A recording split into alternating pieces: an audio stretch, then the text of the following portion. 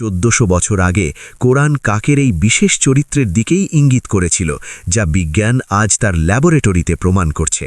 হাবিল কাবিলের কাহিনী আর কাকের বিজ্ঞানের এই মেলবন্ধনটি মিস করবেন না।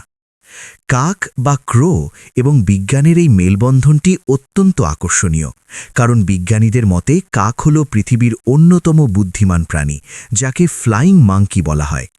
আর কোরআনে এই কাকের বুদ্ধিমত্তার কথা বলা হয়েছে যখন মানুষ কেবল পৃথিবীর বুকে প্রথম সভ্যতা শুরু করছিল। আপনি কি জানেন, পৃথিবীর সবচেয়ে বুদ্ধিমান প্রাণীদের তালিকায় শিম্পালজি বা ডলফিনের পরেই রয়েছে কাকের নাম? বিজ্ঞানীরা গবেষণা করে দেখেছেন, একটি 7 বছরের মানুষের বাচ্চার যে বুদ্ধি, একটি প্রাপ্তবয়স্ক কাকের বুদ্ধি ঠিক সমপর্যায়ের।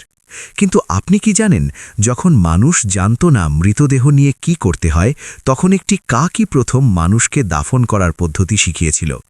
আজ আমরা জানব বিজ্ঞানের দৃষ্টিতে কাকের বিস্ময়কর ক্ষমতা এবং কোরআনের সেই প্রাচীন ইতিহাস। আধুনিক বিজ্ঞান বলছে, কাকেরা কেবল টুল বা হাতিয়ার ব্যবহারই করতে পারে না, তারা নিজেদের হাতিয়ার তৈরিও করতে পারে। তারা মানুষের চেহারা মনে রাখতে পারে এবং বছরের পর বছর ধরে তাদের শত্রুদের চিনে রাখে। এমনকি তারা একে অপরের সাথে তথ্য আদান প্রদানও করে। কাকের এই অসাধারণ প্রবলেম সলভিং পাওয়ার দেখে বিজ্ঞানীরা একে সবচেয়ে স্মার্ট পাখি বলে স্বীকৃতি দিয়েছেন। এবার ফিরে যাই মানব ইতিহাসের প্রথম হত্যাকাণ্ডে। আদম আলাইহিসসালামের 2 পুত্র হাবিল ও কাবিলের কথা আমরা সবাই জানি। কাবিল যখন হাবিলকে হত্যা করল, তখন সে বুঝতে পারছিল না এই মৃতদেহটি সে কি করবে। সে সময় আল্লাহ তাআলা সেখানে একটি কাক পাঠান। সূরা আল মায়েদাহর 31 নম্বর আয়াতে বলা হয়েছে, অতঃপর আল্লাহ একটি কাক পাঠালেন, যে মাটি খুঁড়তে লাগল, যাতে তাকে দেখাতে পারে যে কিভাবে সে তার ভাইয়ের মৃতদেহ গোপন করবে। কাবিল যখন দেখল একটি কাক অন্য একটি মৃত কাককে মাটি খুঁড়ে দাফন করছে, তখন সে লজ্জিত হয়ে কাকের কাছ থেকেই দাফনের শিক্ষা নিল। বিজ্ঞান আজ প্রমাণ করেছে যে কাকের মধ্যে সোশ্যাল লার্নিং বা দেখে শেখার ক্ষমতা অবিশ্বাস্য রকমের বেশি। আল্লাহ তাআলা কেন অন্য কোনো প্রাণী না পাঠিয়ে কাক পাঠালেন?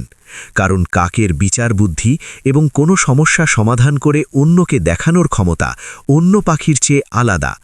1400 বছর আগে কোরআন কাকের এই বিশেষ চরিত্রের দিকেই ইঙ্গিত করেছিল, যা বিজ্ঞান আজ তার ল্যাবরেটরিতে প্রমাণ করছে। আমাদের চারপাশে থাকা এই সাধারণ পাখিটির মধ্যেও আল্লাহ তাআলা কত অসাধারণ মেধা দিয়ে রেখেছেন। বিজ্ঞানের এই রহস্যটি আপনার কেমন লাগলো? আপনি কি কখনো কাকের কোনো বুদ্ধিমত্তার কাজ নিজের চোখে দেখেছেন? কমেন্টে আপনার অভিজ্ঞতা শেয়ার করুন এবং ভিডিওটি বন্ধুদের সাথে শেয়ার করতে ভুলবেন না।